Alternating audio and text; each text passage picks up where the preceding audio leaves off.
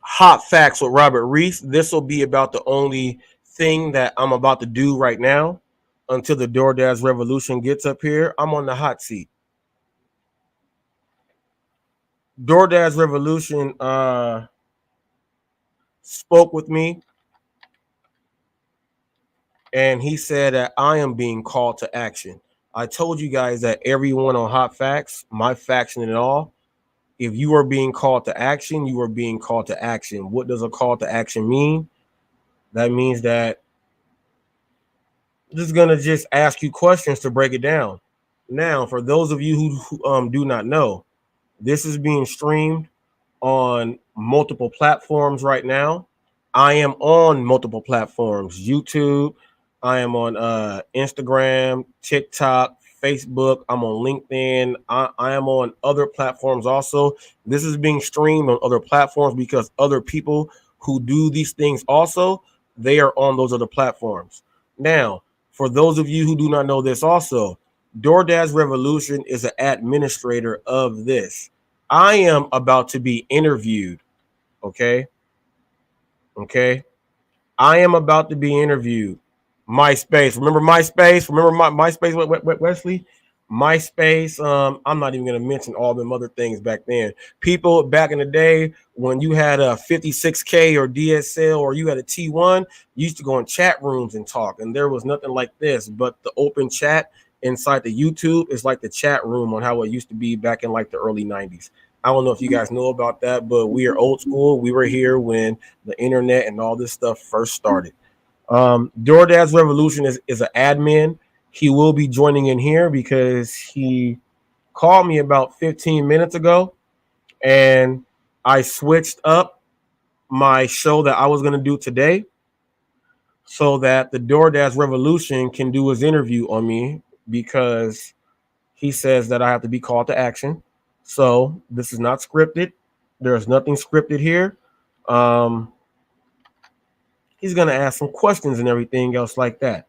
But before he gets in, because he is out there in Missouri, not Missouri, he's in Memphis, and he has to find the right spot to get into to go ahead and park because he's gonna start firing off at me. And people, he is an admin here, which means that I am not under any control of anything that goes on here. He is a full admin. So this is what is about to happen. So there we go there. What I am gonna do is until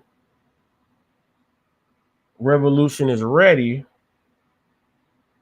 until he is ready, what I will do is right now, I will show you guys literally something that was just crazy that I saw yesterday and it hopped up on the news. And I'm gonna show you guys what it is. When DoorDash Revolution is ready, I should see him just pop up in the thing. He's an admin. He just pops up in. Um, but I'm gonna send him a text right now again and said, let me send him a text. I'm on live, ready. So whenever he gets ready, because I do know that he was getting ready to do an order. He's probably almost done dropping that off, hopefully. But he did say he was getting ready to park. So hopefully he dropped it off and he's getting ready to park so that he can be in a good spot. But I am waiting on the rev. And people, you guys heard Roy yesterday. And just like I said, I said Roy is right here and the rev is right here. You guys heard Roy right here. Rev says he has some questions, and the Rev is going to be right here. So I have to answer those questions. Just like I told every single person that watches Hot Facts with Robert Reese Monday through Friday, 2 p.m. to 3 p.m. people, that is what it is. I, myself, he said, send me the, okay, so he's on his thing. Let me go ahead and get this to you, Rev. People, like I talk about myself, I am not someone that especially when I have a partner and someone that wants to ask questions. If my partners want to ask questions, then that's what they can do. And you guys got to understand this. All the radio shows that you guys have watched The Breakfast Club, and from the Howard Sterns to the Big Boys Neighborhood, to you guys have watched everything, right? And you guys know that when there is a crew and something happens, everyone does not think the exact same way. So therefore, some people may have some questions. So this is how this is going on right now. I was called to action. So I'm called to action, and this is going to be from all the content creators out there. This literally is going to be my first interview, and it's a call to action interview. So this is going to be interesting. He's on his other phone. Okay, Rev, I got you right here. He's on his other phone. Remember, he had to get his phone switched because of the signal jamming thing. So let me go here. Let me go here. Let me do this. Let me do this. Let me do this. Bam.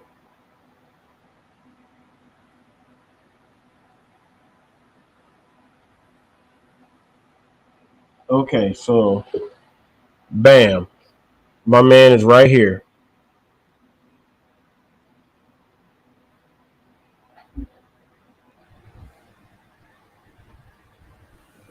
There he is, people. People, without further ado, DoorDash Revolution, everything is on you.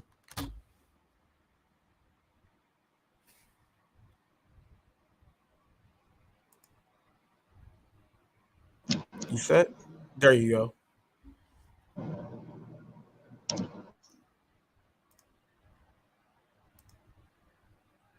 You all good? I can see you too. You're moving too. Talk again to make sure I can hear you.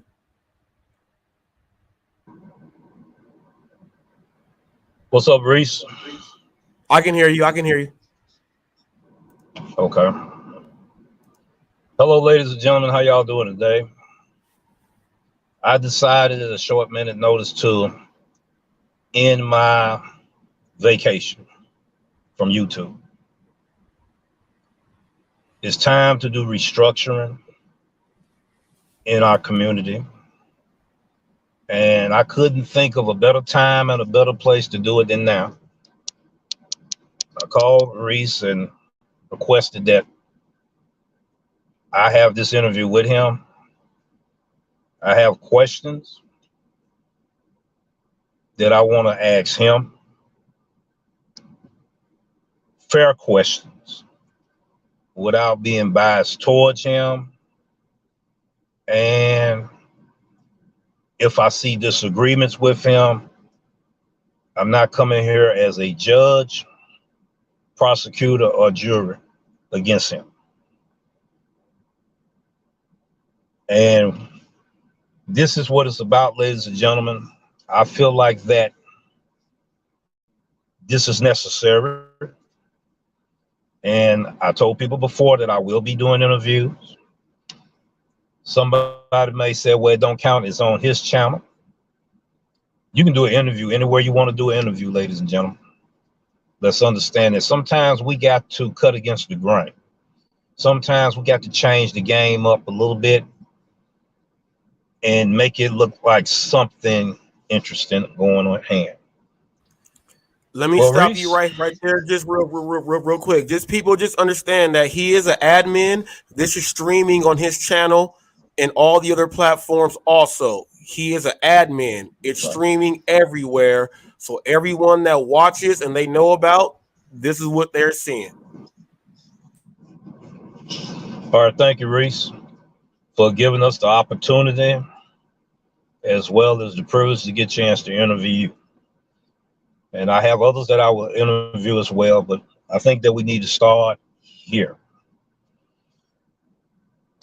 Now, what gave you or motivated you to want to be a content creator in this niche? Literally, I had no idea about the gig community, period. Had no idea that it existed. I had no idea whatsoever. Never knew about it.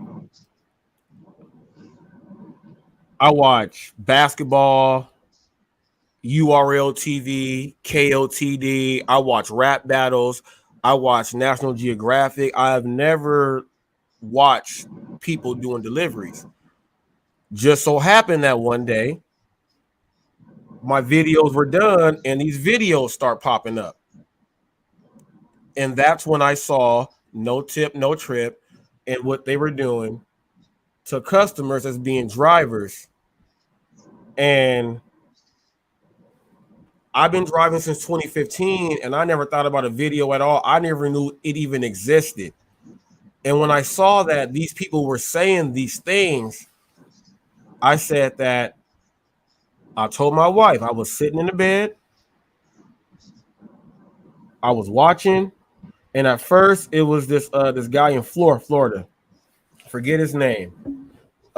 He had two dogs in the back in his car. Real thin white dude. And he was talking about some stuff, and I was like, okay, we got guys doing videos. And then I saw your driver Mike played right after that. And I was like, oh, this guy is giving people information. And then I saw the no tip, no trip thing. And I said, are people really doing this? The drivers. And then literally I watched the whole night until the next morning. And I went to sleep and the apps were still on and I was watching them still on YouTube. And I said, I'm going to start a channel and start recording videos. That's what made me want to get into this niche here. That was it. Okay. Now, what is your purpose, vision for creating content for this community? Okay. My first step was to put videos out to redirect people into seeing that there's videos that is showing you what you are supposed to do, and then showing you what they're saying what you were supposed to do, and then teaching you how to do those things. So my whole thing was to redirect anyone that had a mind from what I saw.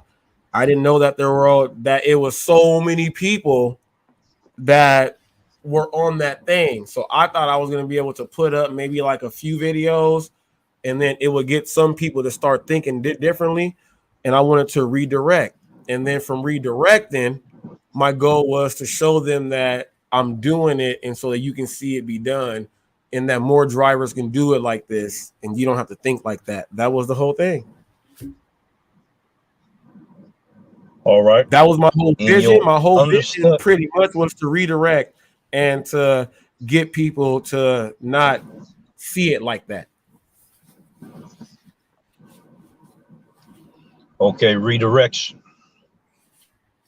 is your vision for this community. All right, you mentioned your driver, Mike.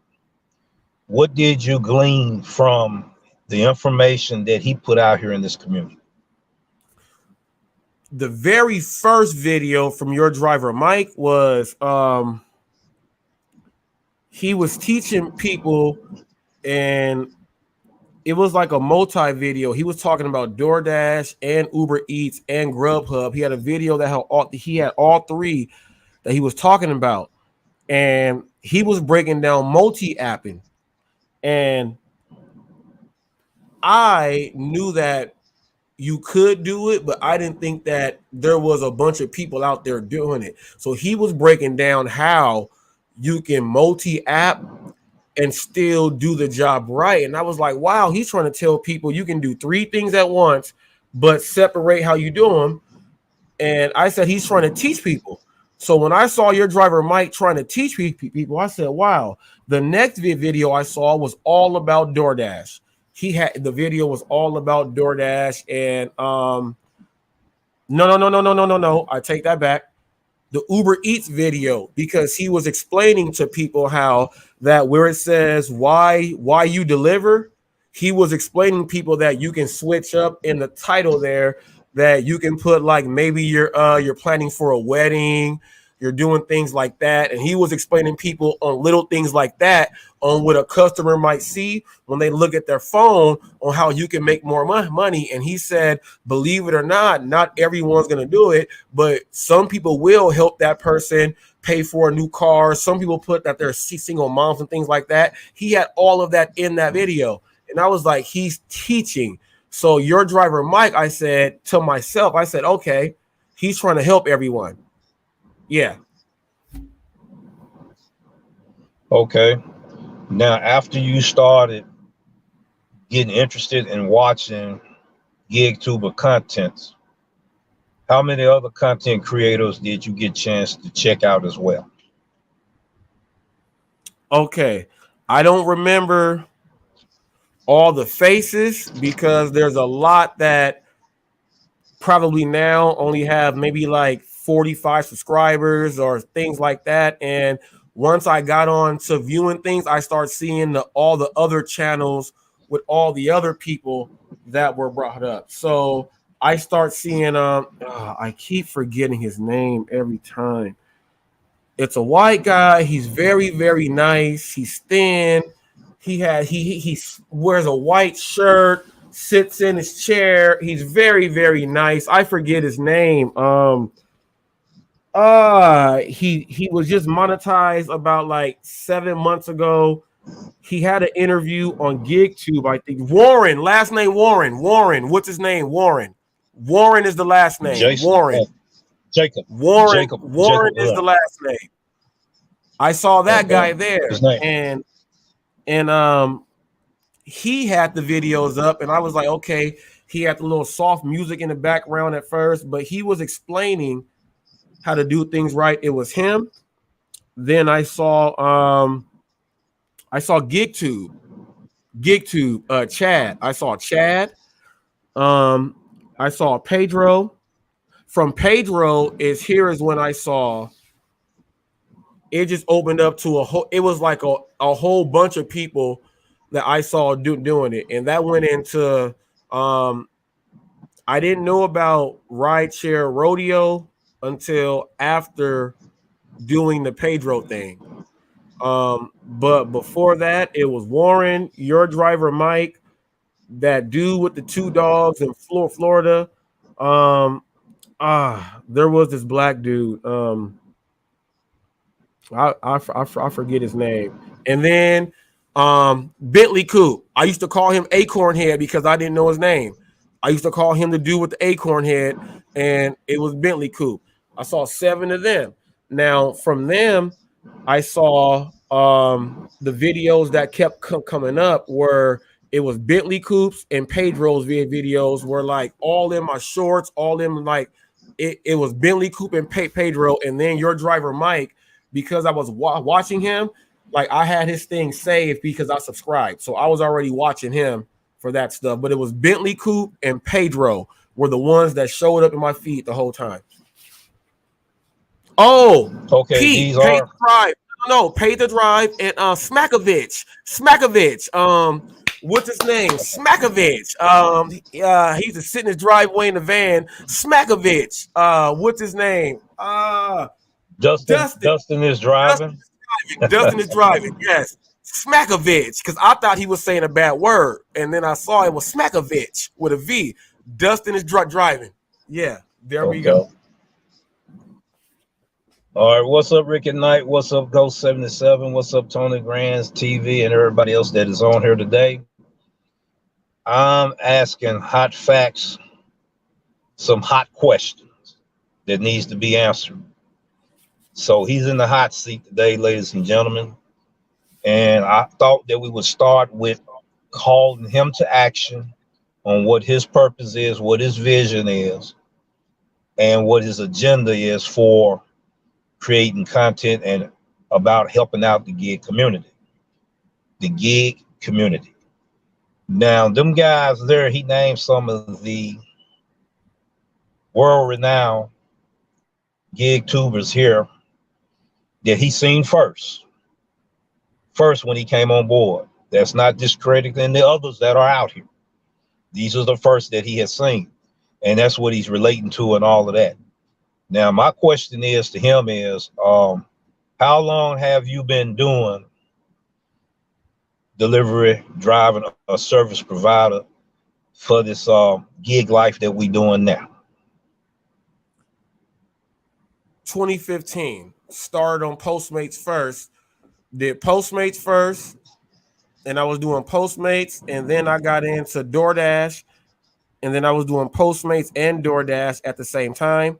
I got into Best Deliveries down there, and it's in the Santa Monica area, Long Beach, some parts of Orange County, the HB area, and San Diego. One of the best programs you can ever be on if you can turn it on and get your thing on.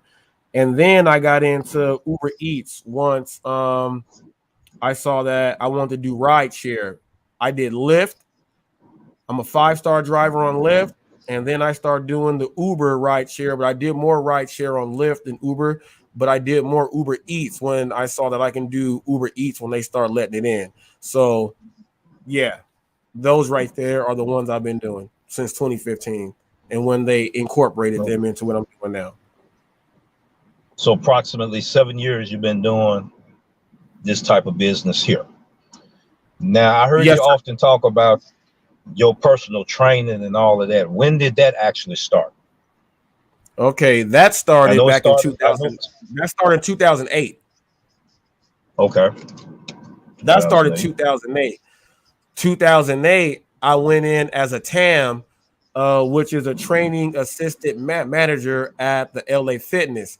I used to work out there and play basketball, and they knew that I was doing things. And then they said, have you ever thought about being a trainer? And then that's when I decided to go back into school and do that. So from 2008 all the way until 2018, I would say 2000, almost 2018 and 2017, I was still actively training clients. I have stopped training clients, and I do my nutrition plan so I can save time so they can just do their thing on their own. All right, with your nutrition plan, do you have a program to where you help people and educate them on how they need to take certain nutritions? Just for instance, like this summer, people get dehydrated, not having all the right vitamins, okay, and minerals in their bodies and everything. And what would you suggest to a person? What type of smoothie or what type of advice you would give them that would complement their bodies to where they don't have a, I guess, reaction to the wrong types of acids or whatever, that would help them rejuvenate themselves, plus have all the vitamins that they need that is required to make it throughout the day during the summertime? Water. It's simple. It's water. God made it. People, if you don't know, water is meant to flush out all of the toxins in your body. It's meant to hydrate you, which is why they throw people in the shower, because once you rinse off all the dirt and the sweat, the pores all in your body will absorb the water in there, and the hydration will get a person a little bit better there. So water, the simple thing is water. You drink water, and you stretch and you move around so that the blood can circulate in your body. But everybody needs a multivitamin. You got to have that in, because that's like driving a car with nothing under the hood. You can get a multivitamin at any at CVS, Walgreens, any place. You can go ahead and find one. All right, I know people say, why you got all these different questions? This is how I do my thing. Now, maybe I need to redirect that question a little different. If you were to suggest someone doing a smoothie or making their own smoothie, I have helped people as far as wheatgrass and sea moss. What do you think about those two ingredients right there? As far as, would you explain what it's not bad at wheatgrass all, is? because there's all right. everyone that goes to a Jamba Juice or they go to any of these places that they see wheatgrass and all these other things, but then you look at the people who are going in to buy those things. You got to understand that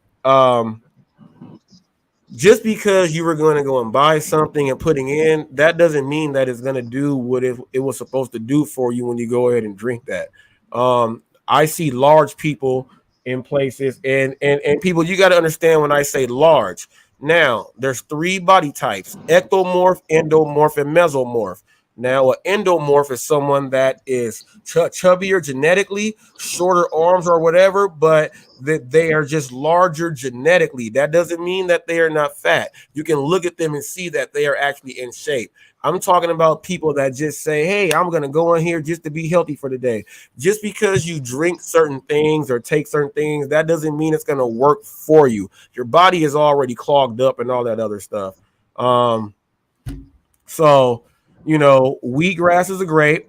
Moss is great, people. Kale is great, people. All of these things are great. I can go through and in my customized food plan, people, it's customized, broken down. It takes you through day 1 through day 10 is going to be a cleanse. Okay. It takes you from day 10 through 24 is going to help you get to where you're going to get. You can pick anything you want to get on the list that it has.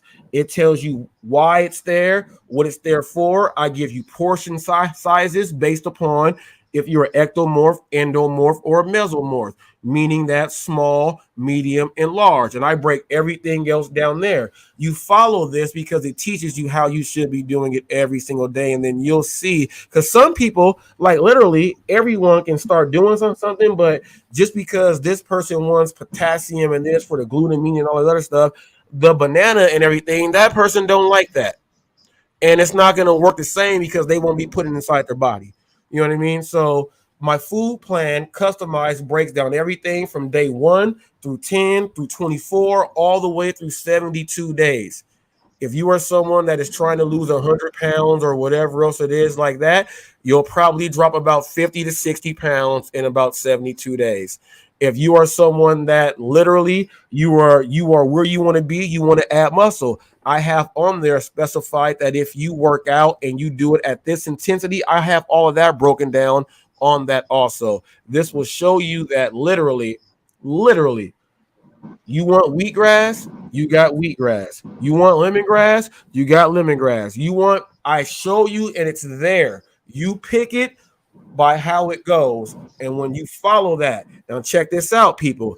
I have offered this to people here for free, but people don't recognize that I'm really speaking that real. All you have to do is type up these letters here: T, T, M, A, T, B, F in any search engine, even on Facebook. You can type it up on YouTube. You will see that stands for Train the Mind and the Body Follows, the new you personal training. Before and after pictures, you'll see my wife bench pressing 185 pounds if you go ahead and check all the stuff. I have stuff up there and everything is there. Self-defense, teaching all this other stuff, everything is there. But during this, I don't teach people about all of that when I'm doing the gig world thing. I bring it out during lives every now and then just to let you guys know that I can help in other ways than more, because we drive in a vehicle, we're sedentary, we sit. Some people just eat fast food all day. They want to do this and that. So when I throw these things out there, I just want to let people know that, hey, I'm telling you something. Try doing this while you're doing your thing. But I have not fully brought it out to the gig world because I got so much to deal with in the gig world. I understand. So if a person wanted to purchase these plans, that would be the place to go look for it. Say that again. I was If reading a the person wanted, question from there. So say it again. go ahead. What kind of questions that you see so far? We can Someone, it address was a those right comment. now. Someone said, I drove in delivery game in 2016 and I'm actually getting into the personal training business now. That's crazy. It's not crazy. Your personal training is you are an independent contractor and you are a business. So your service to your clients and everything that you do, when you have the word and Like, man, it goes like you don't want to separate that. So you bring that same model that you do and you can put it into everything that you do. He said that I transitioned into bike for delivery, best decision I've ever made. See? Yes, yes, yes. All right, what advice Yeah, would you man. give him in his training business and all of that? Getting started, starts the startup for the business and all of that, and dealing with health plans and all of this, and helping people transition from eating the right things and being healthy and all of that. Well, the number one thing is that every personal trainer does not know nutrition at all.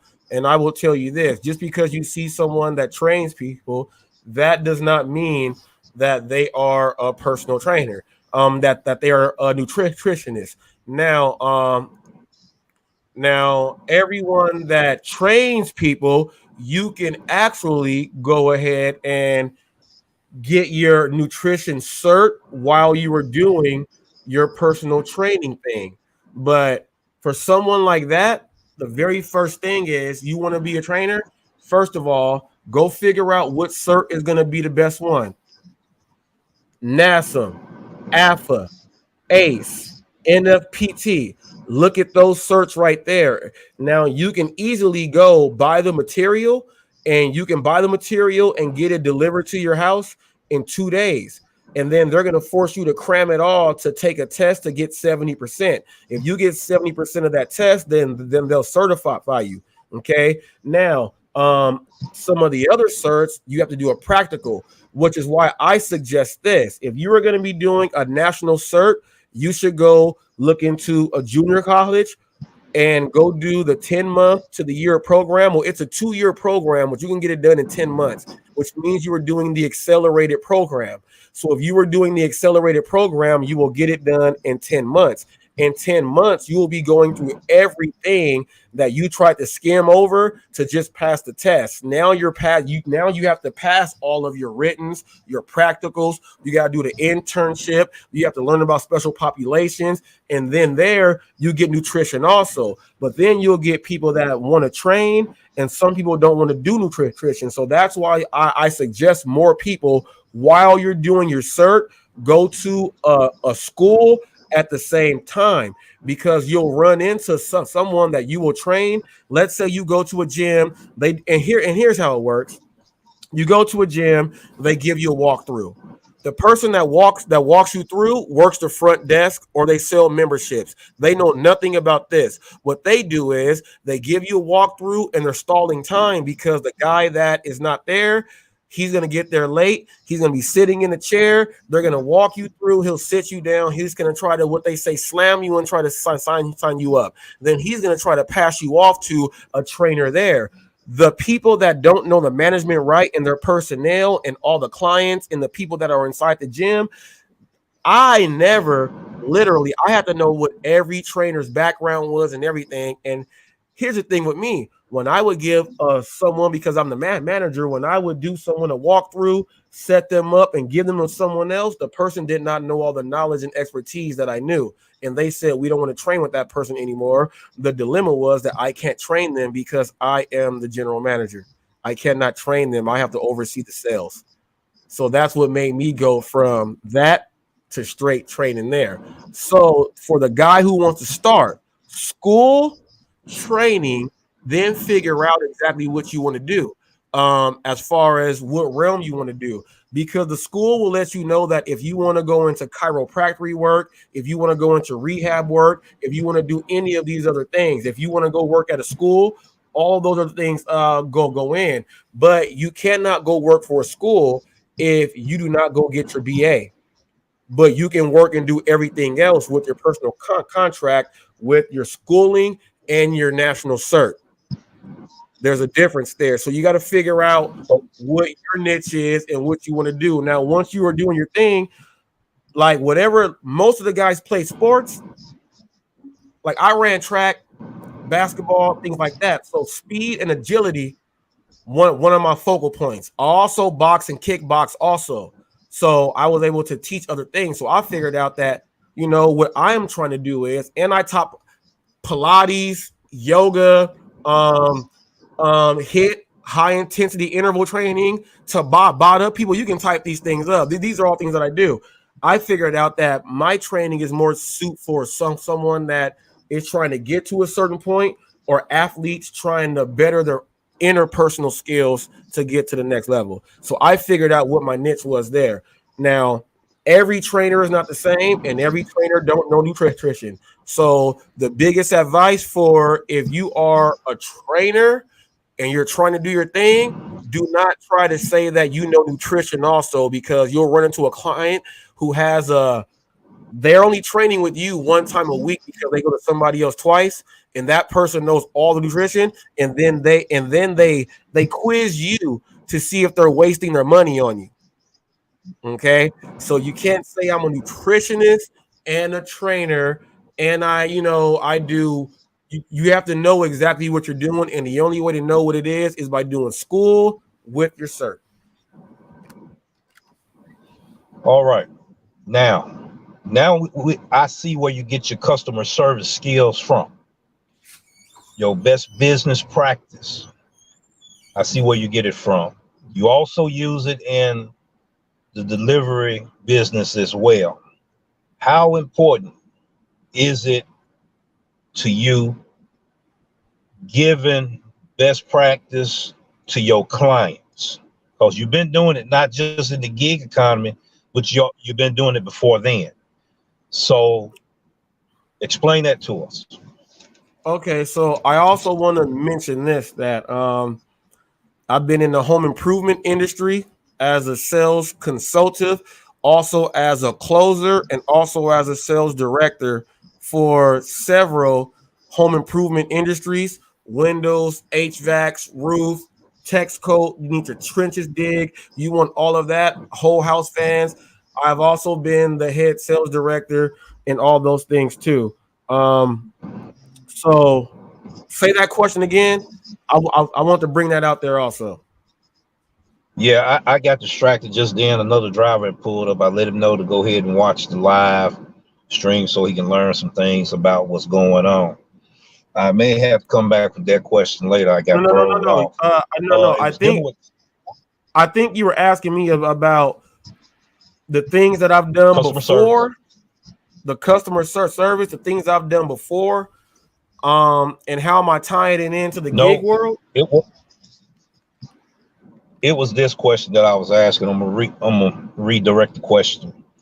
It's about your customer service skills. You already had them before you got into this side of the business, and your best practice of your clients, the customer service that you give to your clients, and how important it is when someone is spending their money on you giving them the best service, so they can say, well, I'm getting my money worth on what I'm paying for this Okay, service. okay, okay. So from that aspect there, okay, here's how I break this down. And I don't know if a lot of you guys understand that when someone walks into a private gym, or they walk into anywhere that they have to actually pay for a service, a lot of the people can't afford what is going on. And when you sit with people, you get to hear their personal stories on why they can't do this and that. And when you see that someone is really trying to put something into something and put money into, that means that they are giving you all what they have. And by me being by that oath that if you come at me and this is what it is, I cannot turn that down, and I'm going to make sure I get you there. Which means that I understand that some people may order things and that's all they have, because like really from service fees, and if they decide to pay on priority and all these other things with their order, they're doing all of that to make sure that it's coming in, and that's all they have. Now, am I going to slide that person right there? No, because I sit in front of people all the time, consultations, and they tell me the worst things, like the worst things, and I'm like, wow. So why am I not going to give this service? Now, there are people that say, well, if you can't afford to pay me this $100 for this hour, I'm not going to train you. But guess what is the question that I ask the people? From everything that is going on, we'll figure out how to make the rest of this stuff happen here. How much can you afford to get this done? You know what? And here's what it always was, Rev. I can afford like $40 an hour. So check this out, Rev. So check this out.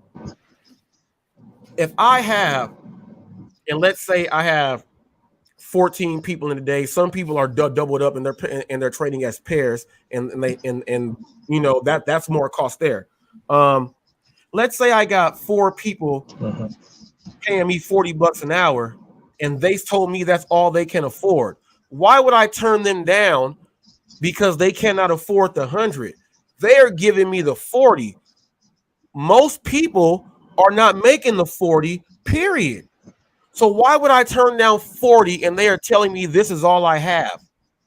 That's how I made my name as a trainer, helping the people be able to train without spending an arm and a leg and seeing results. That's how I made my name as a trainer. That's how I ended up training the mayor of Santa Ana and his whole fat family. I used to go there and train him as a boot camp. The mayor of Santa Ana, California. I even have on my other channel, you'll see me down in the graffiti pit and I'm walking with someone and you'll hear me talking to a lady. I'm walking with the mayor's wife, showing her where the homeless people live during our trail walk. I was able to train the mayor of Santa Ana back then, and I was able to do that. And when they said that you really help these people out, you know what? They paid me full price and paid me double because I went to their home and trained them. They said, we don't want you to come. We don't want to come to the gym. We want you to come to our house, you know? And that was all because they saw that I was helping out the people. And I've never stopped doing that, man.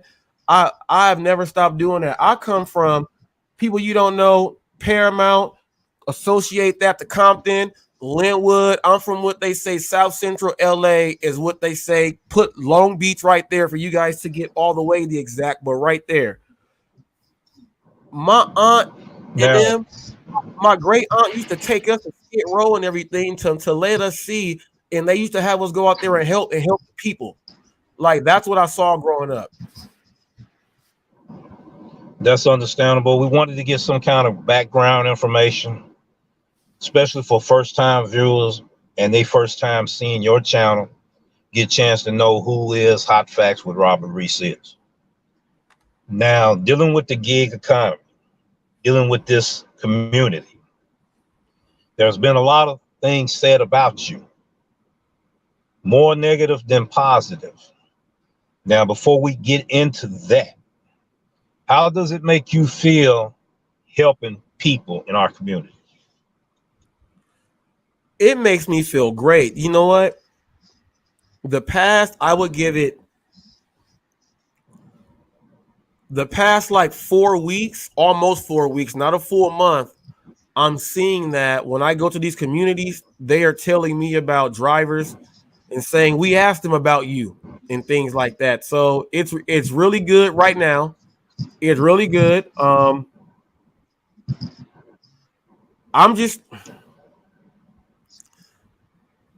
trying to help people understand that. Let me read this comment.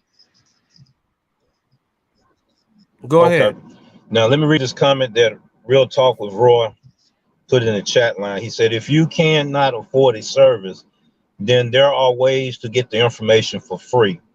A trainer, delivery driver, or whoever should not sell themselves short. What do you have in response to what Roy said in his comments here? Do you agree with him, or do you want to add more with what he said? No, because of this. I can literally pull up me on the top of the sales boards and everything.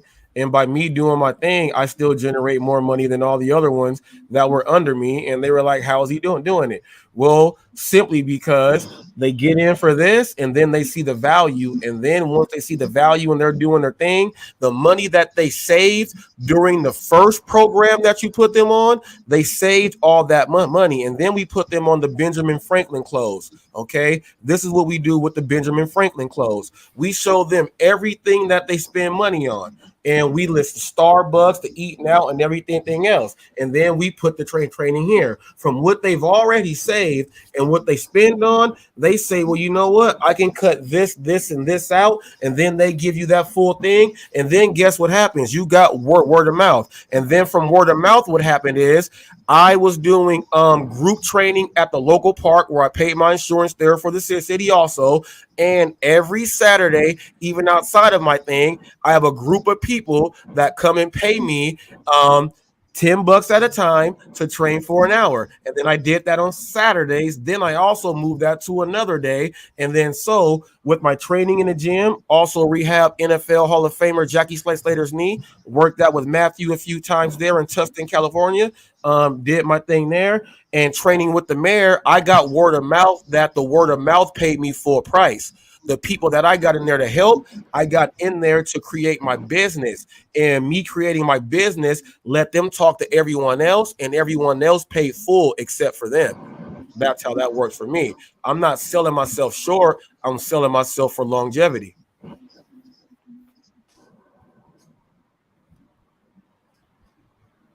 And that's This is going off part of of the the personal problem. training. This is part of the problem. We are allowing people who make bad decisions in their life to slide by accepting what they want and not demanding them to pay the consequences of their decisions.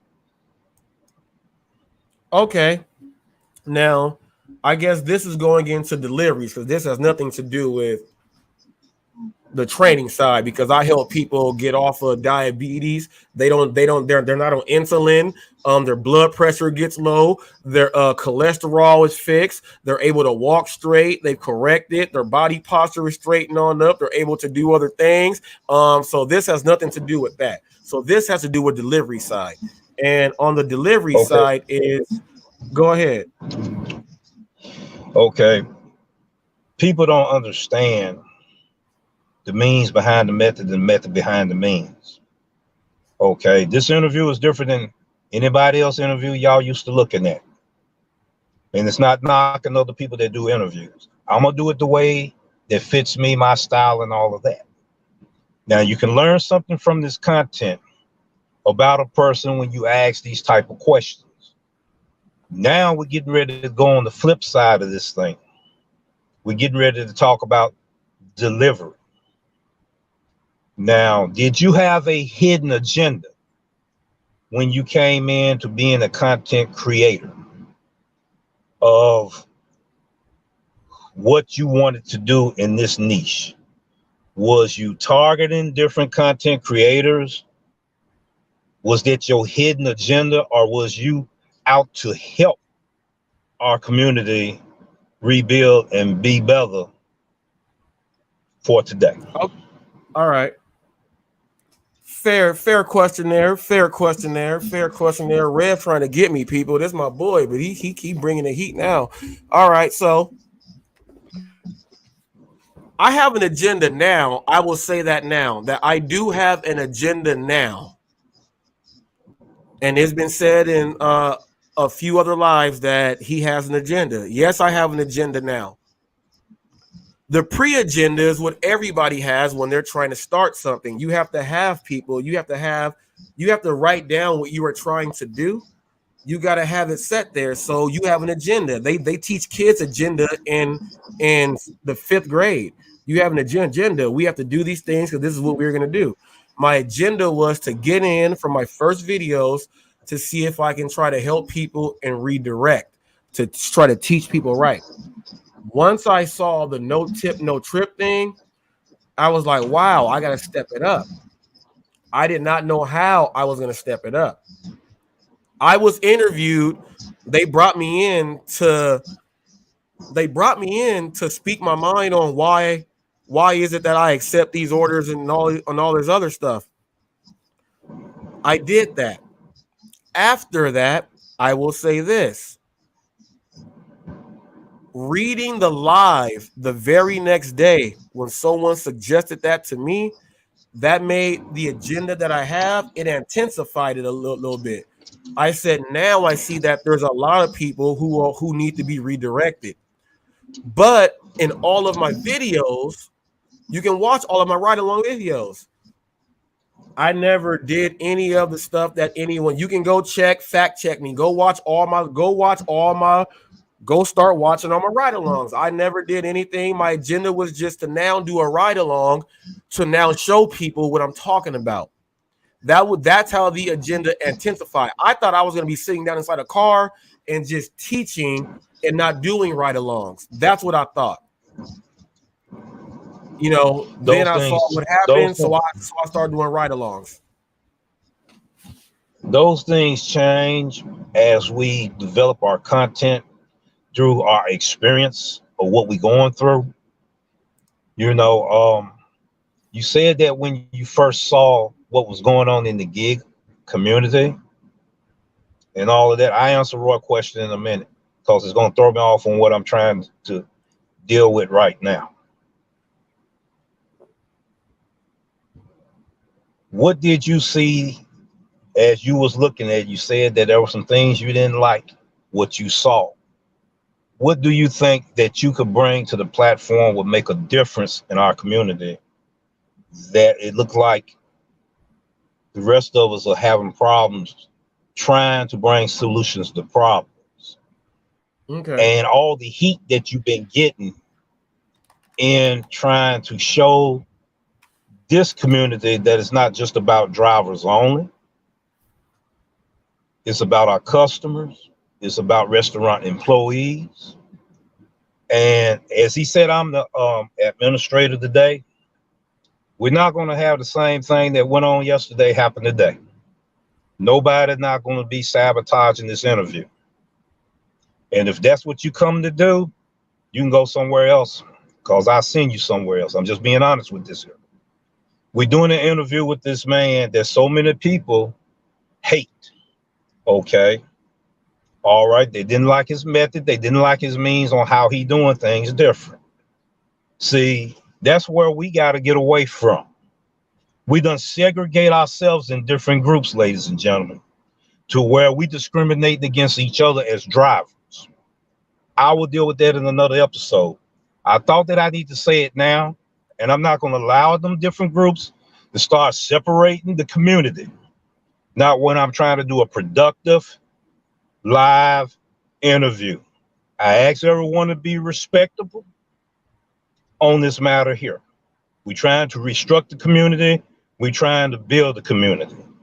This not the day to address and point fingers at who shot John and none of this. I wanted to ask him some questions due to yesterday, so people will get a chance to see the other side of why he's so much in depth with wanting to bring customer service to customers. Now, this is what I'm getting ready to say to everyone right now. We all are customers. If you bought an automobile, that means you was a customer. If you buy food, that means you are a customer. Why have we all of a sudden closed our eyes on like we don't know what a customer is about or ever experienced being a customer? Let's get that fact check right today. Now I'm finna go ahead and continue on asking the questions that I need to ask, and some of the others that have asked me behind the scenes. Some people think you're a narcissist. What do you think about that?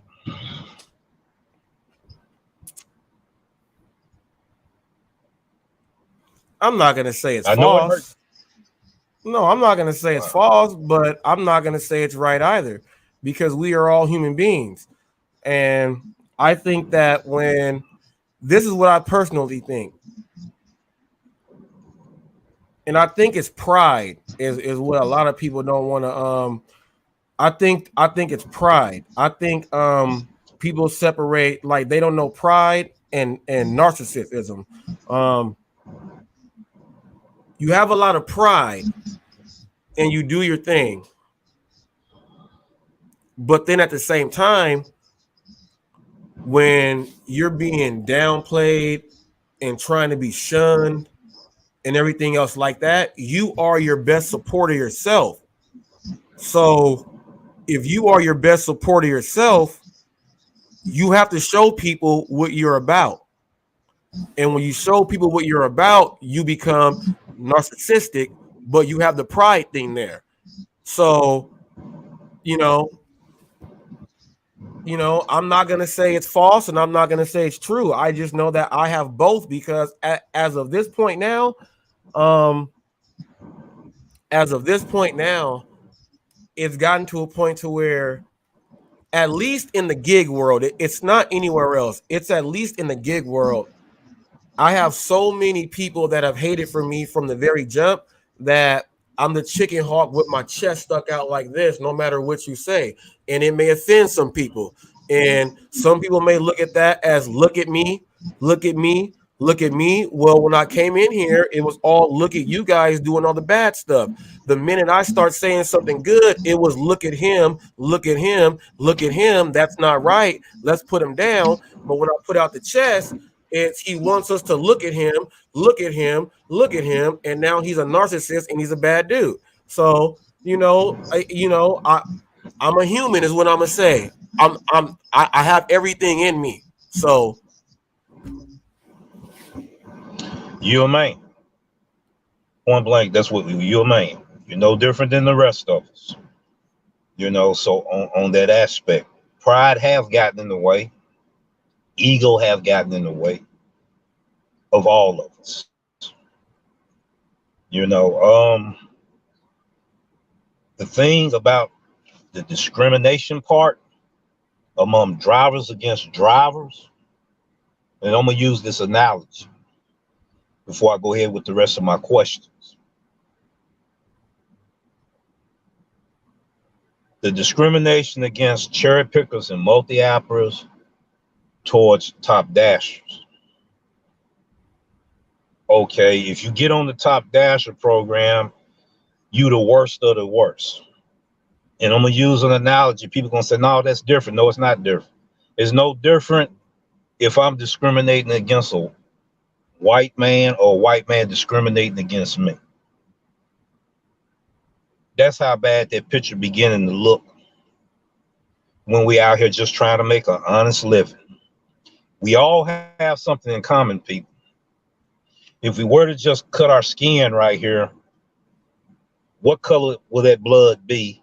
No matter what race, what color you are, when you slice that skin, that blood gonna be red. We all have that in common, ladies and gentlemen. Now, the method on what I'm trying to get today is that we restructure. This man laid his heart on the line today. He didn't know what kind of questions I was going to ask. You see what I'm saying? He didn't know. I didn't know until they just started doing this here. I don't even have a script. I don't even have anything written down. I'm writing down after I'm hearing and evaluating this interview. You got people that's going to hate on people anyway because they have an evil heart, evil intentions, and evil thoughts. All you wanted to do was stand your ground on what you believe in. You keep standing your ground on what you believe in. Okay, I know it hurts, especially when it comes home and it hits. We not realizing the damage that we doing on our community, and it didn't start with you. It didn't start with me. Last year, I got proof of those things, but I'm not going to reveal it on this channel today. Now, a lot of people have experienced being in the work environment. I'm going to use the warehouse, for instance. Where when one person get promoted, everybody against that person because they got promoted. He worked hard or she worked hard for it. Went through, messed with other people to try to get it. Then people try to figure out how can we vote this person out of being able to be promoted or get their money. Ladies and gentlemen, this stuff isn't right. That's because we have dishonest people in the world. We have people that have evil hearts, evil intentions, don't want to see other people feed their families and their homes. We got discrimination among drivers. Okay, we proven these things, but yet it feel like this man is on trial today. And I know it hurts. I can see it in his eyes, and I know him. It hurts. You see? But then others want to laugh about it because they have low self-esteem about themselves. So misery loves company. Now, I've told everybody before, I'm rocking with hot facts, whether you like it or not. You didn't make that decision. I made that decision. And everybody going to have to deal with it. If you say that you on this man's side, then you're going on other live streams talking against this man. Okay? I'm letting you know now you're not real to what you said you was being real. That goes for me. If I sit here and say I'm rocking with him, and then I'm going on other live streams or on the phone talking against him, then I don't need to be on his team. We're here on the same mission, people, to help people make money. To make money. All of this discriminating against each other, segregating each other in different groups and all of that, that's the propaganda that's going on in our community that has corrupted our community because we have evil intentions and evil thoughts on our heart. You know, and then we just miserable ourselves because of the things we experience in our life. Now I'm getting ready to get off of that. I got a few more questions I want to ask you. You said you've been in some interviews. How many interviews you been in this year, Reese? And who were they? Who was the ones that interviewed you? I was brought on a panel. Hannibal. Well, okay. I was on my very first live and everything was when Pedro had me on, when everyone wanted to know why I accept these orders. Then the very next one was I was on the round table with Hannibal, Kim, Gary, Rideshare, and his crew. And who was it, Rideshare Rodeo? Yeah, that was it. But that was about Prop 22. So they were trying to learn about Prop 22. It wasn't anything to learn about me or anything. It was about to learn about Prop 22. And then Pedro's interview was about to see why I accept my orders. I have never not had an interview on. This is my first interview that went in. This is my first interview. Okay, so this is what I'm going to say. I don't care who don't like it. Them people had a hidden agenda when they did that interview. They did Sin City the same way. They had a hidden agenda when they did that interview. Then they tried to prove the man wrong because he brought a different philosophy, a different ideal on trying to help people make more money. Then try to make people choose who to be with. That's where the propaganda is at here. You know, I'm one of the most, I'm probably the most hated gig tuber right now. That's where I want to be. I don't know about that. I don't know about that. You know, I'm a hated man. Oh yes, sir. Oh yes, sir. Oh yes, sir. I got a lot of that I haven't shared with you. I told you it was going to be exposed and everything. The behavior, attitude, and personality defines the character of a human being. And I felt like those interviews didn't do justice for the person that's being interviewed. Okay. I don't want to be that guy when I start interviewing people, mistreat them the same way. I'm having a hidden agenda to tear down the character of a human being. That's what night interview is supposed to be like. Okay.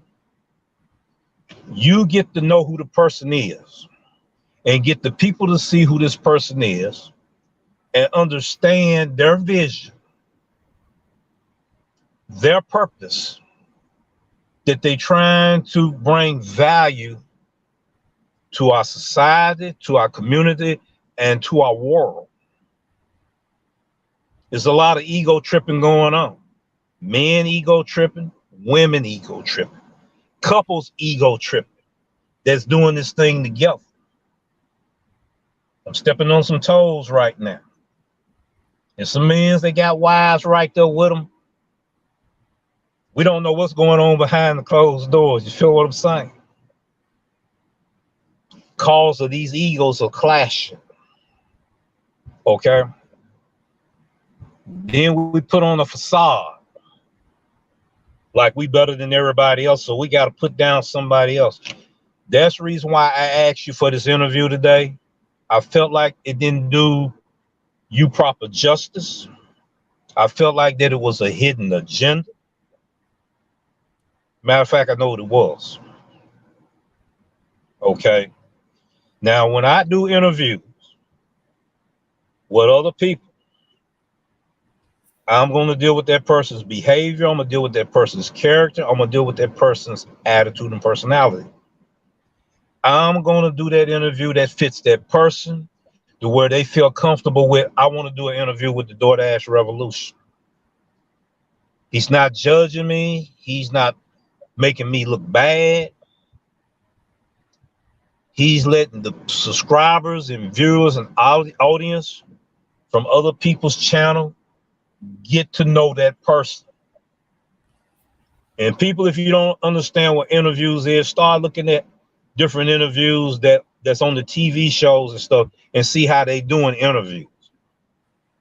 Mine's is unorthodox because I'm that kind of guy. I feel comfortable in my skin and I'm not finna let nobody change that. You know, so we will be addressing a whole lot of things, ladies and gentlemen, but we can't be ridiculing people that's putting their heart on the line, trying to help everybody else be better, trying to keep this cash flow circulating. We laughing because we feel like it's plenty. It falls on deaf ears. We have selective hearing. Okay. Now I'm going to quit with my lecture. Now, brother, we got a long ways to go. Long ways to go to bring value to this community. Now I'm getting ready to ask a real tough question that I've been pushing it to the side or sweeping it under the rug. And I may have to answer it also too. How do you feel about the discrimination that's going on with delivery drivers? What I mean by that is we're going to start with restaurant employees. You come in there, you're a delivery driver, I'm going to make you wait on purpose. How do we rectify the discrepancy and turn that problem into a solution to where we can interact with each other and be able to come on common grounds to where we can provide a service for our clients? The people that the drivers, I would say, the ones who get when people say, and I hear they purposely didn't come and check on me, or I was standing there and they didn't look at me, so we made eye contact. This is what I have to say to all of you guys. When you see the Frito-Lay guy go in and he has to go in there before he starts doing his chip job, he has to walk in and check in with whoever is there working at that time. And they know that he has a contract with them to do his job. If you go into a place and just stand and nothing happens, and then you guys get mad because you say, well, they didn't talk to us, or they just looked at us and then they went to go do something else. That's because the job for what they are doing is more important. You did not go and check in right with them. So when you say that they ignore me every single time, you may be rolling your eyes at them. You may have every single time that week gave them a bad attitude. It is not their job for them to, they're greeting the customers. They have 5 seconds to greet a customer, not a vendor. A vendor's job is to walk in, to report in, and check in. Once you start checking in right and doing it the right way, that's when you can fix those things. Because now when you check in, you have to communicate with whoever is on the duty with that staff. You now have to communicate with that person over and over again, which means you're going to break whatever barrier and wall down. They're going to say that, oh, you're not like the rest of them. And then, just like the video I just put up yesterday, I'm showing up to the place and they have a tablet there and they've done here watching Hot Facts with Robert Reese. Before I even walk on up, the owner brought me the stuff outside and said, have a great day. You know how that happens? None of you drivers can have that happen because I go check in and I speak to the people that I have to work with. Even though you are an independent contractor, you have to work with those people because you guys have to work for the next part of the chain, the relay race. So if you are not checking in and you are being upset, or if you go smash your phone in their face, I'm not going to talk to you either if you just smash your phone in my face. I'm just want to walk away. Manners and business, etiquette, principles, practice, everything is how you change that. I have no problem when I see drivers go in there and get mad and they walk on out. I'm like, well, I watched you just stand here like DoorDash. This is your problem. We were in there for 6 minutes and I checked in with the manager who was doing the running because he had to. He had to do extra work because they were shorthand. And he was still able to do my thing and say, oh, yeah, I got you. She left while he went and got the orders. She just stood there. Check in and do it the right way. And you can fix that. You can fix that. That has to do with you.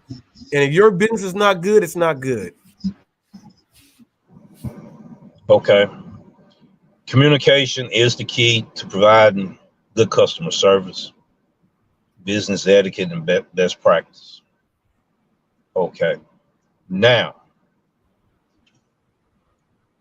how would you address a problem if you feel like you've been discriminated against by a restaurant employee due to your color, religious beliefs, and all of this?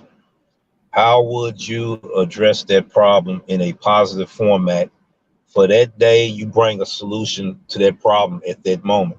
How would you be able to handle it? Would you just talk with them, or would you just simply unassign the order and go somewhere else and not go back to this establishment? How would you handle I'm this? never gonna not assign. I'm never gonna just unassign the order because it's an establishment with personnel that work on the inside. Now, whatever employee or the personnel that did that to you may not be what the overall agenda is for the restaurant. So, with that being said, I simply ask to speak to the manager.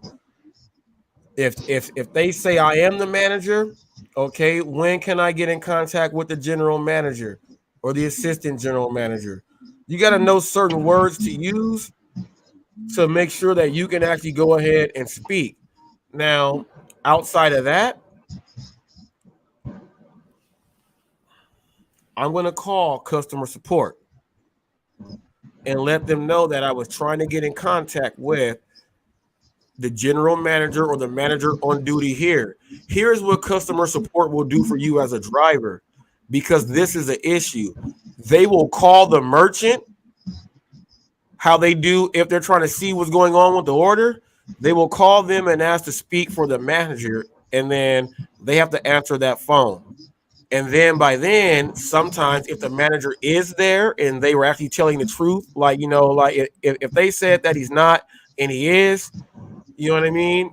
You will be able to speak to that manager right then and there. Okay. I do that. When you call customer support, that doesn't block you from going back to that place. It just puts a record on their thing that this is what happened from one of our drivers when they went to that place. What happens is these notes get sent back to the managers and the merchants. Okay. Now, It can sit on deaf ears if someone doesn't check their messages. We all know. But at least you did that, so it has a record of it. Okay. Now, I agree with the method and procedures that how you handle it. Work in progress. I live in the South. They are openly racist and hateful. They have gotten several dashes deactivated. This is where I'm getting ready to go with it as well. He's in the South. I can relate. I'm in the South. Now, this is how I handle my situations. There's been times cornbread can go to the same restaurant I go to. I can be there 30 minutes before him. Okay. People say, okay, check this out. I see where you're going. I see where you're Both of going. the I pieces, have that here. I have that here. I have that here. both of Literally, I have that here to both, where there will be a place, and the place is in an area where we are not frequent in that area. Okay. But I'm a right, delivery driver, right, so I have to pick up in that place. When I go to right. some of these places, when I go in there, even checking in, you are ignored and everything. Now, it's difficult here because if this place is like on a borderline area to where it's there, I'm not going to turn that place away. If it's in a place where I know that it is right here in this area, I'm not going back to that place, thumbs down, because I know that's wasting my time every single time I go in there. Okay. But if it's on the borderline to where a mixed crowd still goes in there, it's on the borderline, I cannot get rid of that place because there's going to be times where there's going to be different races picking up food. You know what I mean? To where they're going to have to give you the food. But if I know it's in a place where literally it's a no-go zone, like I just picked it up because I was trying to just get this last one in, but why did I even come here? Because I knew what was going to happen. I'm just not going to go back to that place. That place is thumbs down.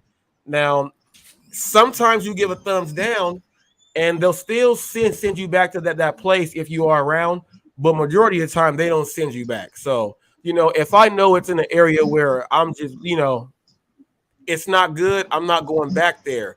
But if it's on the borderline, I still can because they still have to be a certain way because they're getting that little mixed crowd in there. Okay. Depending on the situation. Okay. Now, this is how I would suggest the way that I do it. Now, this reflect on them refusing to give you your order. They're making you wait. In the DoorDash app, you can go in there where it says that the restaurant refused to give you your order. Mm-hmm. And when you get in touch with them on that level, DoorDash going to call that merchant. They're going to get with them and say that you need to release that order. And they got to release that order. Like you said earlier, you're going to call customer support. That's not just with DoorDash in the platform that you use. Number two, I'm gonna ask for the general manager, and I'm gonna make an awareness of it and my documentations to it. All right. Number three, we got Google review, and I'm gonna do that review on that restaurant, and I'm Mm-hmm. put my title there of the position of my title on how I deal with the community. Number four, I got two different emails for situations like this. One is a 5-page letter. The other one is a 10-page letter. 10-page letter is for severe situations. I sent it to the corporate office. I done had corporate executive managers talk to me about situations, and they straighten them situations out. I have to do that several times. When I go in there now, it's Mr. When I walk in there. Mr., can we accommodate you? Let's hurry up and accommodate him, get him out of here. You see what I'm saying? So there are different measures and steps that we take. Now, just undersigning that order, really don't solve that issue for the next driver that comes in there. Right. You see, there are times we may have to sign that order so we don't get them handcuffs put on us as well. So it's at the driver's discretion on how you handle these situations. And we have to be on our best behavior, our best attitude and personality as well. You know, DoorDash Dad, he did an episode where he was at Bonefish Grill, I believe. He was dressed in all black. He was up against the counter like this here. I don't know, was he just doing it for content because it happened to him before, or it just went down like that? It happens, ladies and gentlemen. It happens. Now, how would you address the situation, or how would you bring a solution to a problem when delivery drivers are discriminating one another? And we're not talking about color here. Right. We're talking about drivers, cherry pickers. Oh, okay. Cherry pickers versus non-top dashers.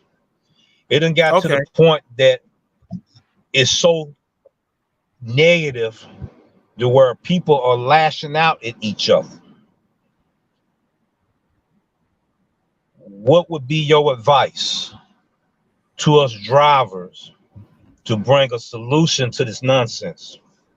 Man, really the whole thing is this here. We hear a lot of drivers saying, you know, just whatever your market is and this and that. It's not just that. I've been here for 8 months now, and I've done research all the way back for about 2.5 years in the gig economy because I am here.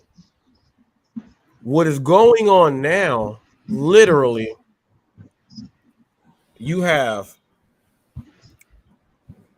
it was literally no tip, no trip, and we don't move our vehicle for this because everyone was extreme multi-apping because they didn't have any ratings on any other app, so they had the multi-app. Then it got to where some people actually followed what it said. Well, you know what? I'm just going to just do my orders because they say it's this. The hate is, and the separation is, we got people that just, this is what I think. I think people just jumped in and just start following people, and they don't want to do anything else because of where their loyalty lies. But the loyalty where it lies is not the truth. Hold up for a second. I'm trying to look at the comments here. Do you see the same thing I see in the comments right quick? Just check the comments out right quick. What, the clown thing? No, it goes on down. He's got hot facts with Robert Reese. I don't know how you miss MCGU. I subbed to you. May have been a mistake. Yeah, I saw that. That's why I don't know how Music City Get Hustler didn't. They said they didn't see my notification. I don't know how. Like that, I don't know. I have no idea how. So I have no idea how. That's why I said I subbed to you. I don't know how. But sometimes people alive can pop up, and you just catch it when it's on. So that has nothing to do with anything else. I'm dismissing that all the way.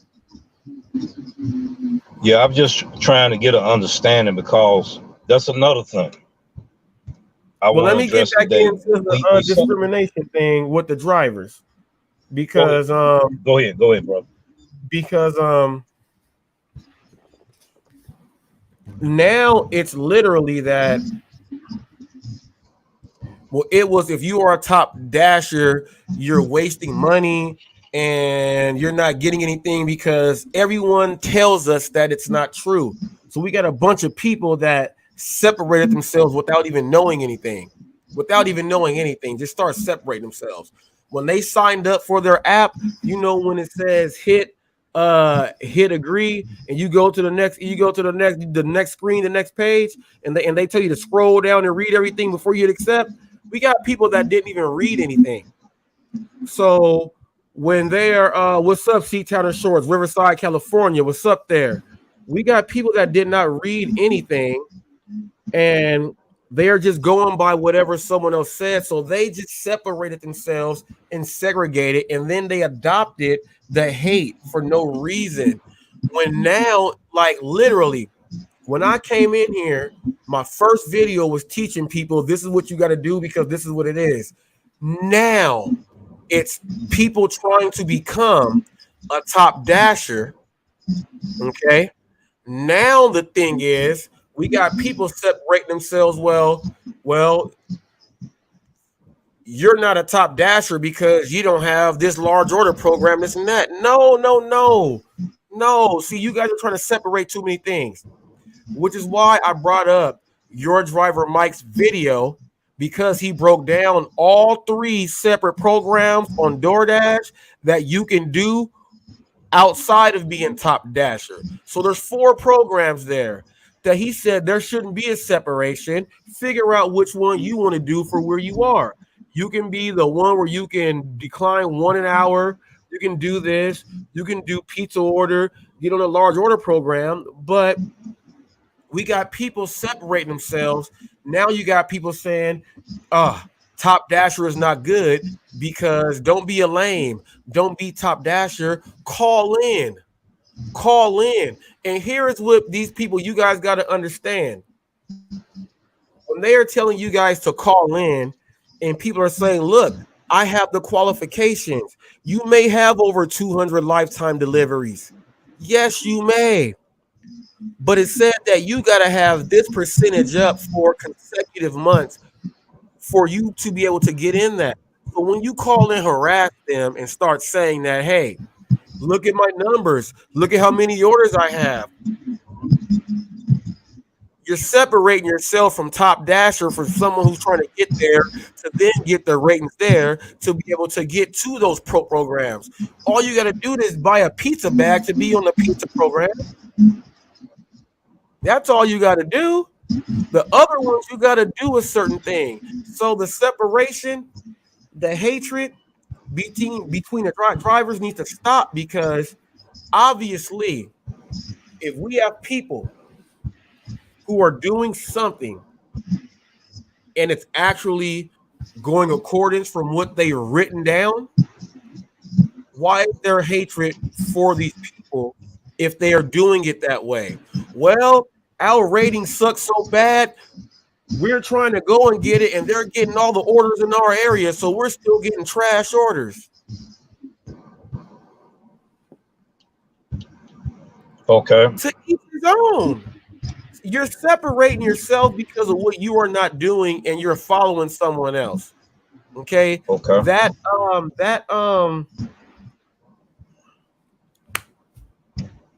separatism is not cool at all. And now it's kind of like we got gangs now. We have top dasher gang. We got large order program gang and catering, and then we have regular DoorDash drivers. The regular DoorDash drivers don't like the top dashers, and now the top dashers don't like the ones who are getting the large order programs and all the other stuff. People are separating themselves when literally you can be doing them all at one time. So, right. You know what I mean? This segregation, discrimination between the drivers, there's really not a discrimination. It's people not understanding what they can actually do for themselves. They're following the leader. Okay. That's a good answer to the question. That's the reason why we wanted to address it from a point to where you're not being judged. There's no hidden agenda on how I ask these questions and how you answer them.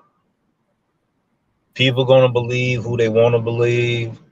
People are going to condemn who they want to condemn.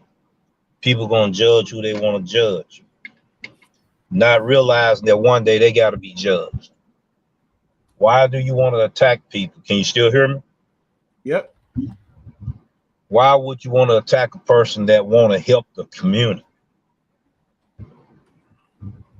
You've been under the gun. I've been under the gun. Since City been under the gun. We could have kept all this information to ourselves and not helped nobody. We could have been selfish and not try to help, especially people that just came out here, those that just started doing this thing, and they may have lost their job. You don't know if that person homeless, living day to day. Somebody gave them a vehicle and everything, and they was able to get it registered and all of that, living in their vehicle. I've been homeless before. I lived in my vehicle years ago. I know how that feel. You know, trying to make a living. I met a guy. He was homeless and he was able to get a house. I able to talk to him, to talk to this official that I know that was able to help him. He was able to get him a place to stay, and he was able to have custody of his son because his mom, the child mama was on drugs, and he wasn't. He was able to get custody for his son, and he's out here dashing now. And when people try to separate a group, can you still hear me? Yep. Okay. When people get to the point that they being prejudiced towards one another, you don't know what another person done went through. Then they feel like this Top Dasher program is working for me. I understand it's a program, not a title. I understand that the large order is a program. The pizza is a program. Shop and delivery is a program. If I can utilize all these programs and use my multi-apping skills, I can maximize my earning on this platform. Kim's side money plan had already proved that in her numbers today with UDM when they was talking about what she made as a multi-apper the week before she became a top dasher, how much she made as a top dasher the first and second weeks. Those numbers was in comparison of being identical to what she make multi-app just on one app after she became a top dasher. So that should say a whole lot on how things are changing. The micromanaging thing that DoorDash was doing with me, and they still doing it with me. Things are changing, ladies and gentlemen. We just got to learn how to change with the culture, change with the paradigm, quit being prejudiced towards one another. If a person want to utilize all these programs and make their money, let them make their money. We're not giving them any money to pay their bills. So we need to keep our hands out of their pocket on how they make the decisions on how they can survive in this world. It's just that we gotta quit being prejudiced towards one another as drivers. That's not helping the community. Then we want to segregate to different groups to where we down in other drivers. This is the message that we don't need to be given to our community because it's a marketplace. Can you still hear me? He can't hear me. Oh man. Rev, I got you. I can hear you. You all good. I gave you a thumbs up. You all good. I thought you was looking at me. I gave you a thumbs up. I can hear you. My screen has frozen. That's the reason why I said that I can't really see. Okay. Now, so all I can do is I'm blindfolded right now. So all I can do is just hear. This is the message that we want to bring. I felt like that you wasn't done right in the interviews. They do great interviews, and they have done great interviews in the past. This is my opinion. I felt like it was somewhat biased towards you, and that they had a hidden agenda. They can correct me on that if I'm wrong. That's how I felt. I wanted you to have a chance Well, to have. no. I know I answered this earlier. I said, now, people, I have an agenda.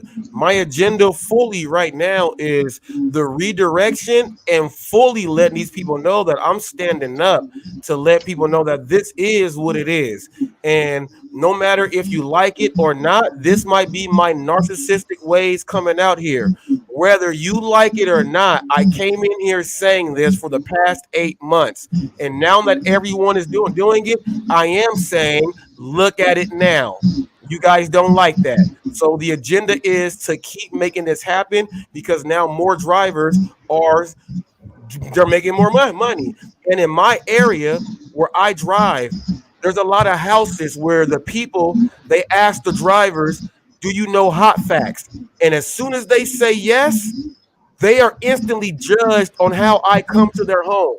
So yes, that is the agenda right there. To to do it just like that. I don't care if you don't like me talking to customers because I'm telling them the real and now everyone should change. I don't care if you guys are mad because I talk to merchants. I do not care. In order to make the business and everyone work the right way, merchants, the drivers, and the customers have to be in accordance. And if you don't like that, I'm not going to stop. That's my agenda. So, yes, I have one. Okay, the next question I want to ask. Let me turn that down real quick. Somehow I'm freezing up. Now, well, let me see how can I ask this in the right perspective. What do we need to do as drivers and content creators on improving the message that we're sending out there? What I mean is, do you think, matter of fact, I know it is, that no tip, no trip sending a bad message for our community? It sends a very bad message for more than the community because when merchants get a hold of that, and then people that work in there as employees get a hold of that, and then they identify drivers as that, that's when the discrimination comes on to the drivers. So yes, it hurts. It hurts all the way. Um, what people can do is this: stop trying to follow everyone out there when you are a grown person and you are in your own vehicle. You are in there with your own merchants and you are speaking your own, doing your own thing with everyone. Whatever someone tells you on the internet to tell you not to do something, that's really not the right thing to do because anyone that runs a business will say, why would you do that? What you can do is really just focus on you and work on your personal skills. I was watching the live I had with Sin City on there, and Mr. Flex said this. He said, Robert, not everyone has the personable skills like you. And I'm like, wow. And I'm like, well, everyone's driving. And I know I'm not the only person that has some skills, that has a background in talking to people. So there's a lot of other people out there. Some people just need to work on that stuff. That's all you got to do is work on you. If you work on you, what can someone tell you wrong about what you worked on and got better at? If you got better with communicating with your customer and your merchant, what is wrong with that? Someone's going to say, don't communicate with them. Don't get better at that with them. They're not going to help you anyway. Why would someone believe that? At everything you get better at helps you. So get better at you.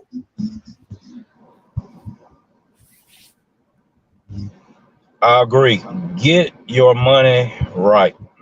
I see a comment here I want to address. Why are people fighting over making money? Isn't that the whole plan? Make money? Exactly. Exactly. Everybody deserves a lifestyle to be able to provide food, shelter, and clothing for their families. Transportation to get around. These are necessary things that we have to have. And it takes money to get that. Now, if somebody get a promotion, I'm not gonna hate on that person because they got a promotion. I'm gonna be glad for them, And the thing about it is that the pandemic messed up a lot of our mindsets last year to where we didn't just start making money. Greed came into play. We became thirsty, and not money itself changes people. It's the desire to have money changes the character of a person to where they'll misuse anybody for it. That's why you got people out here spoofing. You got people out here doing anything they can to get order from other drivers. Cherry picking, I'm a cherry picker. I'm a multi-app. I've been a top dasher once before. I'm going to go for it again because I understand what the program does. It's just another program that I can implement with all the strategies and programs I've been using this year. I've been doing a survey the whole year, and I'm going to add that equation into it. I'd have never came up with the pyramid idea that Sin City and his group came up with.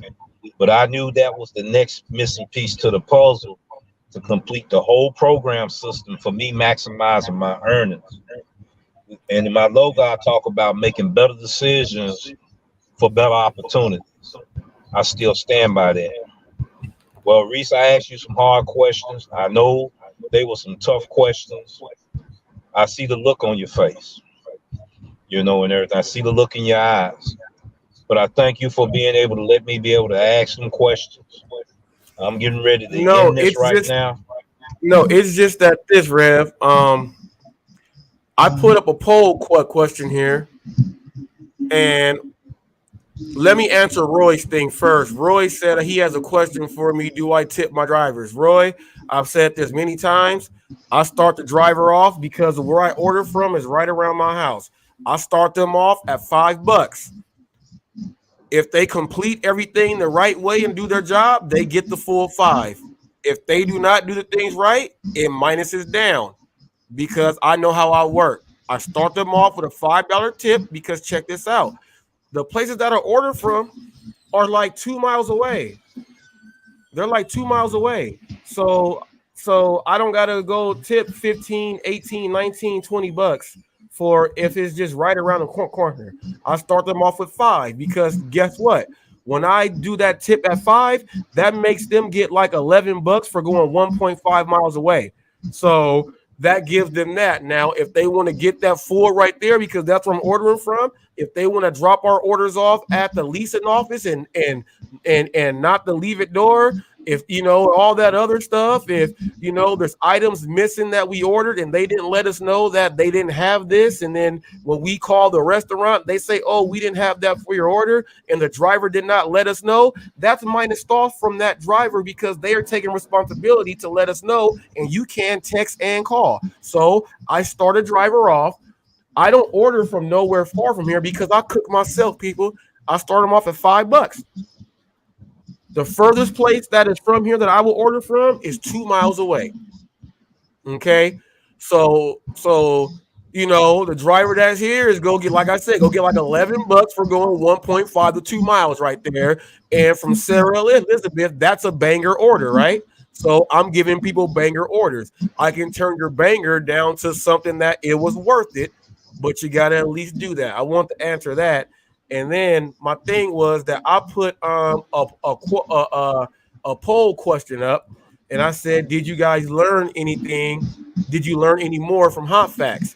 62% said no, which means that they probably watched my channel all the way and they knew these things. 38% said yes, and I'm giving that these are people that literally did not know anything that you were going to ask, and they got an answer to something that they really wanted to hear. So that's what I'm going. I'm taking from that right there. Now, if anyone else who wanted to ask a question, you guys could have asked a question there and done your thing. The reason why, people, I can't just read. This is not my show today. I was being interviewed. Now, I told you guys that in order to interrupt, if you have something that's really worthy to say, that's what the super chat is for. That's how you help support a channel. So people, hit those thumbs, like, and subscribe. That's what you do right there. People support channels. I have a system on how you can support also. Okay. He says, unfortunately, too many believe that money is the only way to see themselves as rich people.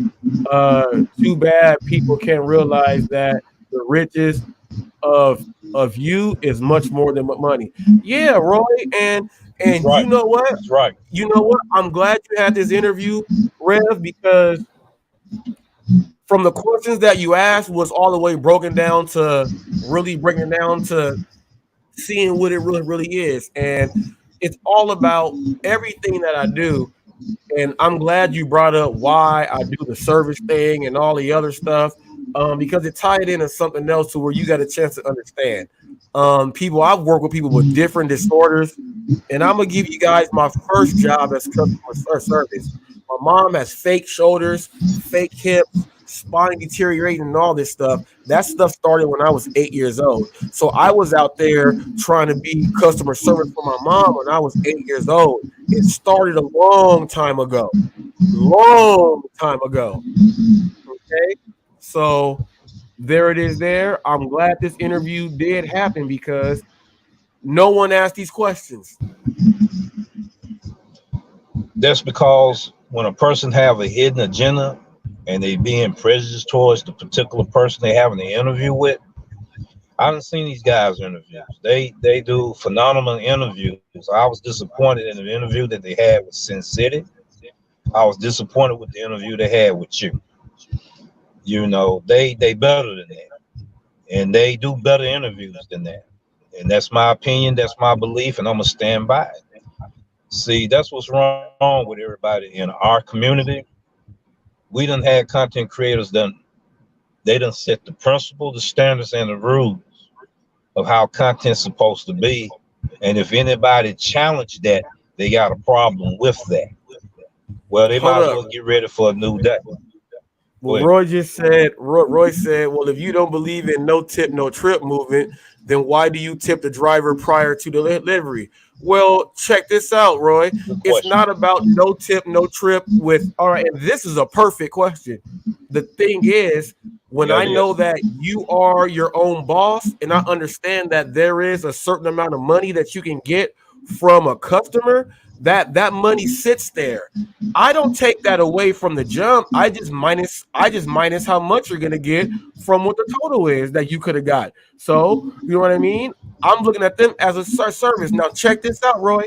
If the person literally we were missing food, they left it at the leasing office and all of that stuff, you know what happens? You're not getting no tip because you did everything wrong and you didn't even drive more than a mile and a half.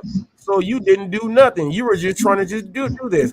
But normally everyone will get at least $2 because no one messes up on all five things. They might mess up on three, but most drivers get four. Most drivers who come with me get four. And last time I checked, I'm watching no tip, no trippers say there was a hidden tip of 50 cents. Well, if I'm giving a total of five and they're celebrating 50 cents, then what is the issue with Reese? Well, I want to add a little something to that as well. I say that I don't advocate it because it's sending the wrong message. And what I mean by that is customers got to the point that they were tipping, stopped because of this attitude and this madness.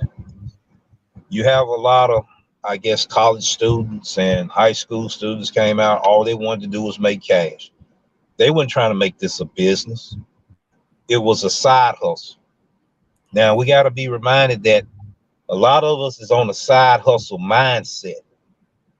Okay, I had a business before, a home improvement business. I was going to ask you some questions about home improvement too, but I didn't. Mm-hmm. When your mindset is on developing a business, you're on a different level. I'm not saying I'm better than anybody else. Understand that. That's another thing. We get so sensitive when someone step on our toes about something we might not be doing. We lash out or still are trying to learn from that person. We felt like he's talking about me. Now I'm finna be judgmental towards that individual. That individual picking on me. That's not the message we bring in, ladies and gentlemen. I know how that feel because a lot of times messages come to me, especially when the preacher preaching and everything, and that particular message was meant for me. Or he's meddling in my business. Who told him my business? See, we quick to think wrong, but still trying to learn. You see what I'm saying?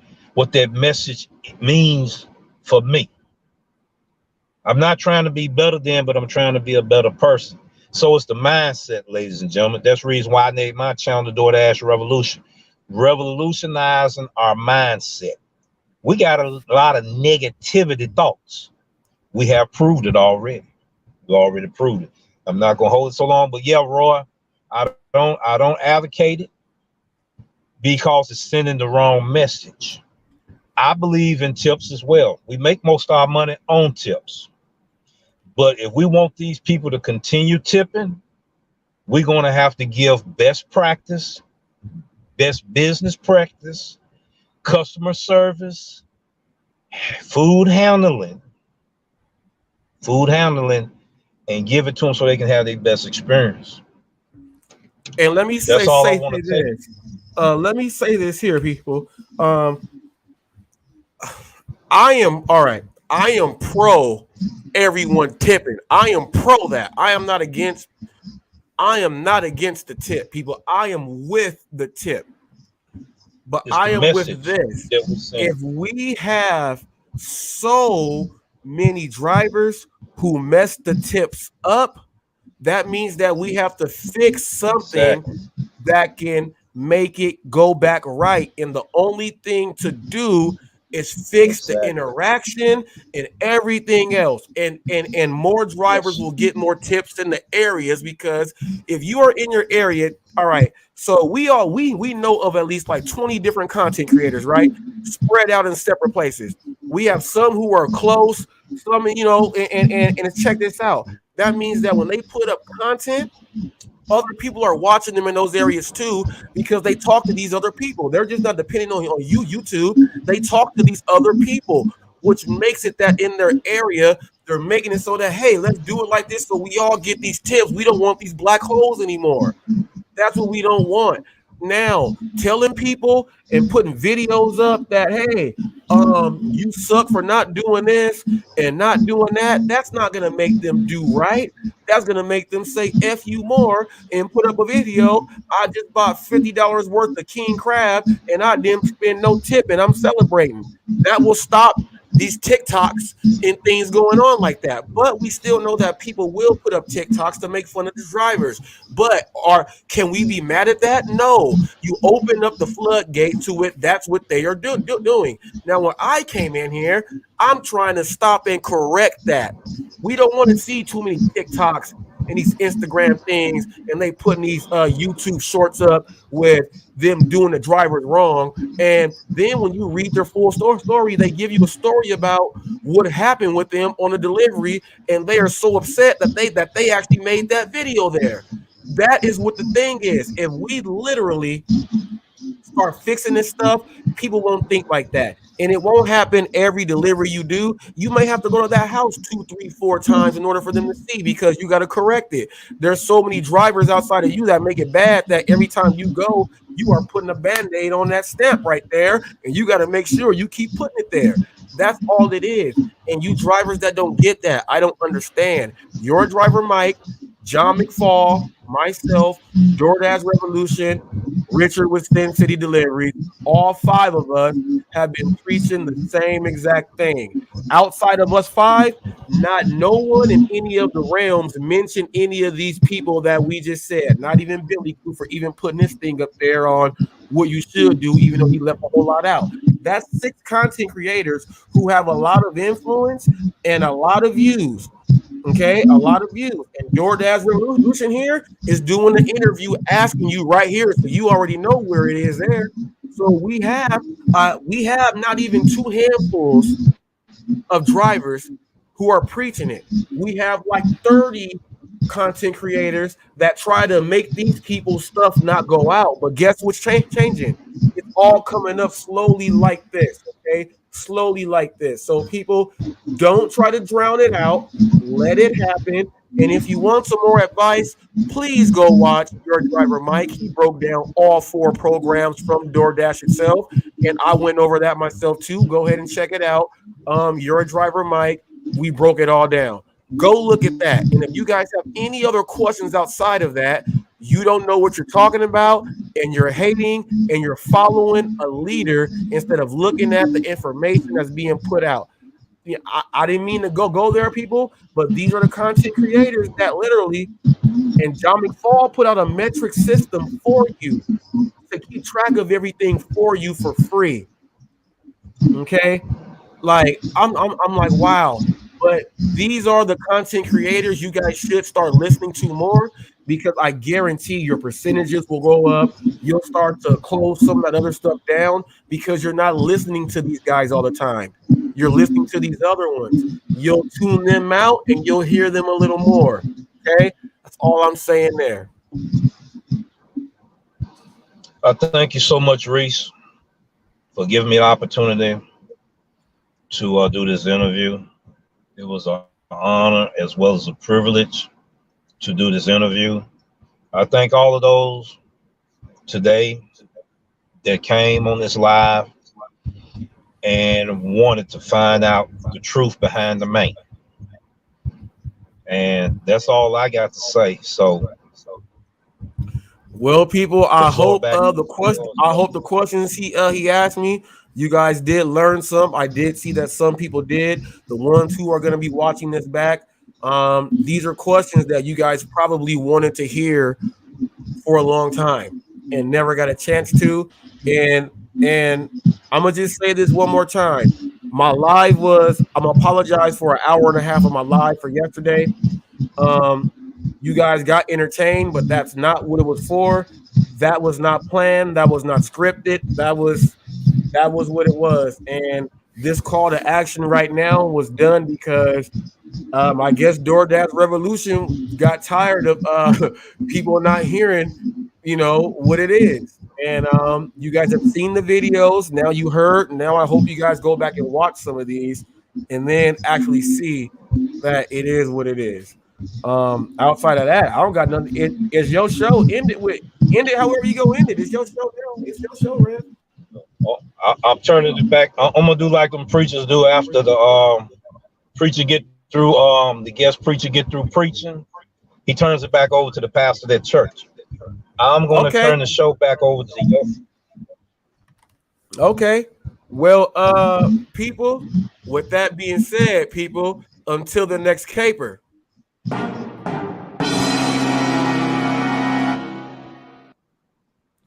We out of here like Chuck Woolery and 2 and 2. Listen to these tunes by Navy 380.